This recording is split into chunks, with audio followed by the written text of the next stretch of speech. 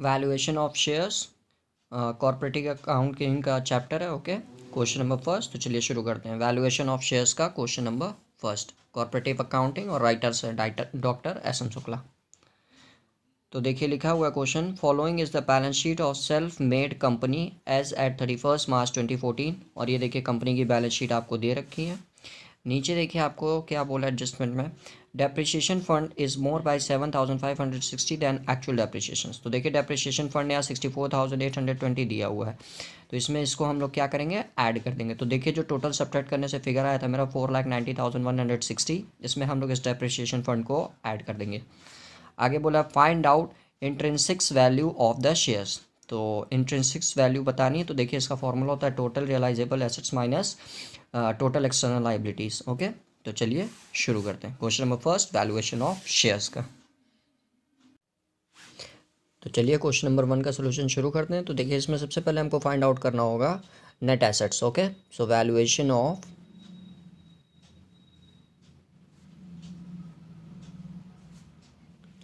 Net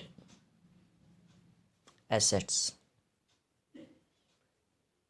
okay, तो देखिए कैसे निकलेगा आपका total realisable assets minus total external liabilities. तो पहले देखिए कितने एसेट्स हैं आपके, वो लिख लेते हैं। तो सबसे पहले देखिए आप फिक्स्ड एसेट्स दे रखा है,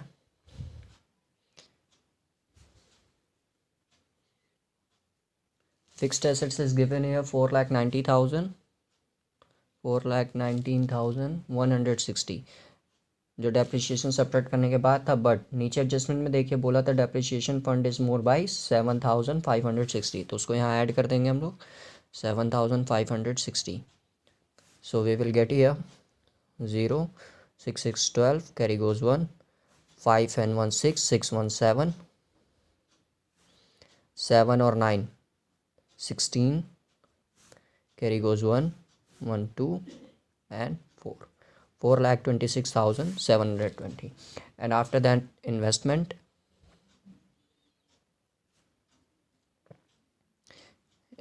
is given here 2,84,900. and after that inventories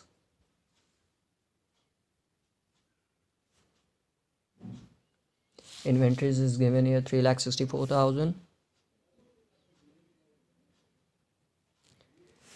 and after that cash and cash equivalent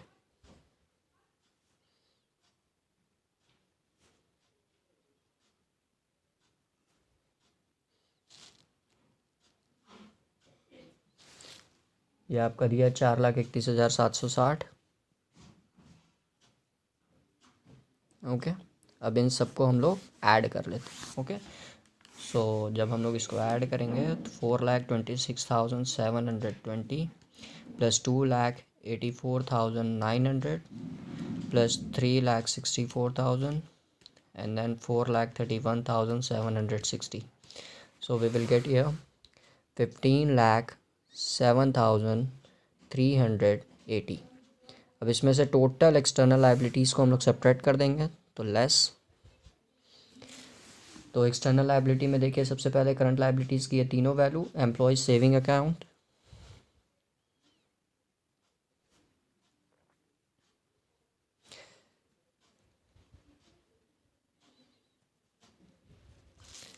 and then employee security deposit,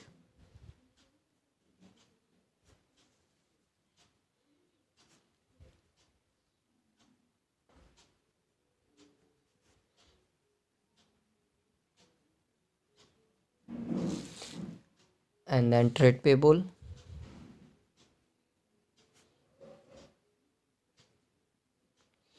और उस इन तीनों का अमाउंट देखिए दिया हुआ है, इसका है 31,780, इसका है आपका 7,560, इसका है आपका 5,44,040,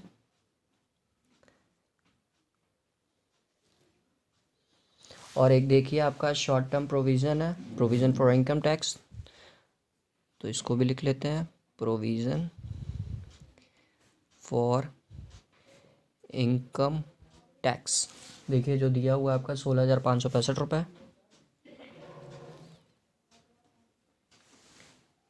टोटल ऐड कर लेते हैं हम लोग। सो 31,780 प्लस 7,560 प्लस 5,44,040 प्लस 16,565 टोटल देखिए हमारा ये आएगा 5,99,945। इसको सब्ट्रैक्ट कर लेते हैं हम लोग। So minus 15 lakh 7,380 we will get here 9,07,435। ये आ गया हमारा value of net assets.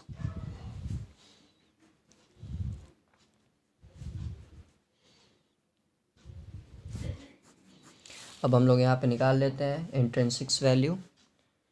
So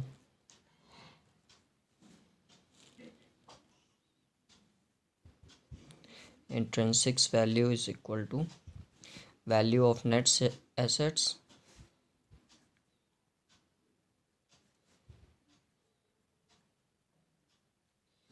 upon number of shares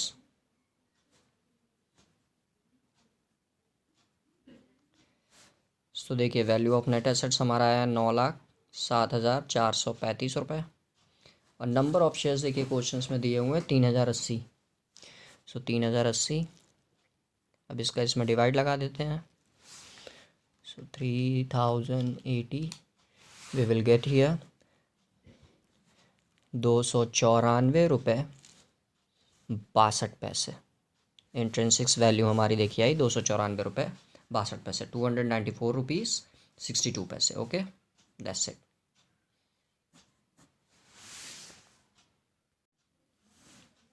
question number 2, valuation of shares. Okay, तो चलिए देखते हैं इसमें क्या कह रहा है। It is provided in the article of association that at the death of a share holder his share will be purchase by the remaining share holders at a price to be settled on the basis of the last balance sheet. Okay, it is a further provided that goodwill shall be valued on the basis of 3 years purchase। यानी कि देखिए goodwill अगर हम calculate करेंगे तो 3 साल के purchase पे करेंगे, 3 इयर्स के परचेस पे। Of the simple average annual profit, जो सिंपल एवरेज एनुअल प्रॉफिट से करना है हमको, ऑफ लास्ट 5 ईयर्स, यानी कि 5 साल के एवरेज प्रॉफिट के बेसिस पे हमको गुडविल कैलकुलेट करना है 3 इयर्स के परचेस पे। The balance sheet is as follows. तो ये देखिए कंपनी की बैलेंस शीट यहाँ गिवन है। ओके, और नीचे देखिए आपसे एडजस्टमेंट में क्या बोला है। The profit for the last 5 years were 15,000, 20,000, 25,000, 30,000 and 35,000। So you are required to calculate the price to be paid for each shares. Okay, तो चलिए शुरू करते हैं। सबसे पहले इसमें भी वही निकालेंगे, वैल्यूएशन ऑफ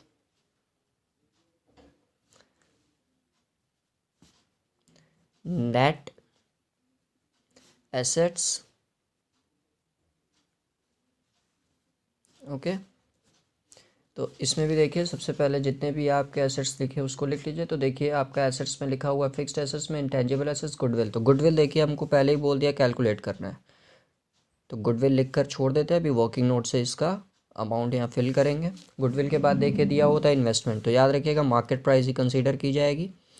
तो इन्वेस्टमेंट आपका गिवन है मार्केट प्राइस 2,50,000 रुपये। सो यहाँ लिख देते हैं 2,50,000। इन्वेस्टमेंट के बाद देखिए दिया हुआ था इन्वेंट्रीज।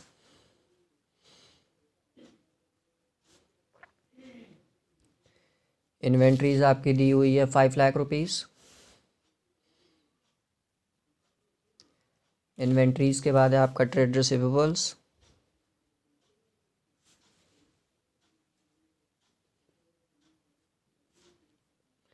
ट्रेड रिसीवेबल्स देखिए आपका गिवन है 4 lakh rupees. And after that cash and cash equivalent.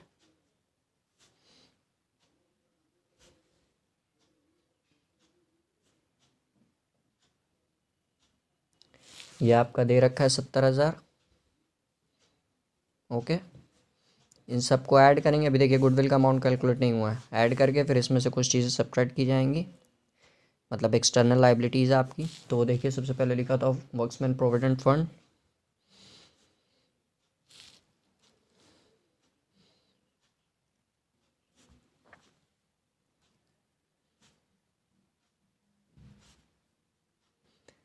that is given here 3 lakh rupees. And after that, current liabilities,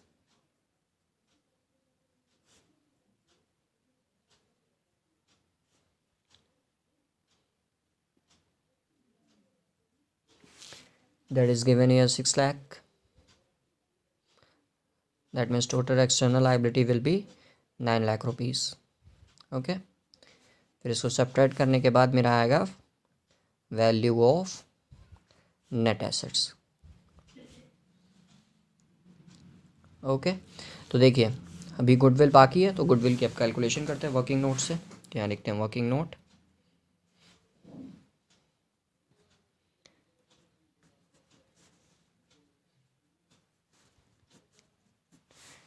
valuation of goodwill.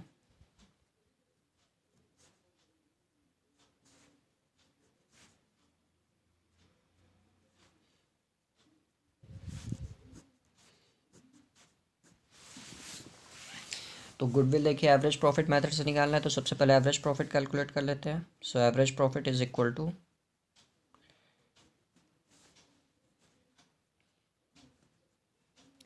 Total profit upon number of years. तो total profit देखिए 5 साल का दिया हुआ है आपका 15,000 plus 20,000 plus 25,000 plus 30,000 plus 35,000. कितने साल का प्रॉफिट है? 5 साल का. तो 5 से डिवाइड दे देंगे. 1 2 3 4 5 साल का प्रॉफिट. सो टोटल ऐड करते हैं हम लोग. टोटल ऐड करेंगे तो हम लोग का 40 बीस 60 60 और 30 90 90 और 3 1,25,000. 1,25,000 में 5 का हम लोग डिवाइड लगाएंगे तो हमारा एवरेज प्रॉफिट आएगा 25,000. Okay, now goodwill is equal to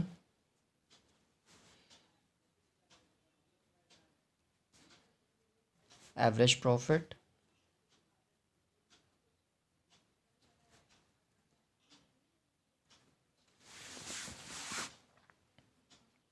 into number of years purchases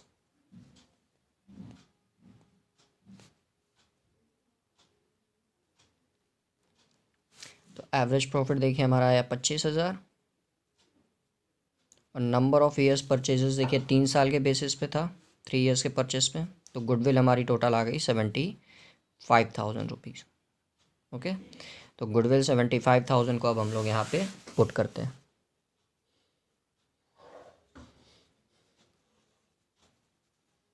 okay, तो अब सारे एसेट्स को हम लोग ऐड कर लेते हैं. सो 75,000 प्लस 2,50,000 प्लस 549,70,000. टोटल आया हमारा 12,95,000. इसमें से 9 लाख सब्ट्रैक्ट कर देंगे तो वैल्यू ऑफ नेट एसेट्स आई हमारी 3,95,000. अब इससे हम लोग निकाल लेते हैं intrinsic value of each shares या price of each shares. So intrinsic value is equal to value of net assets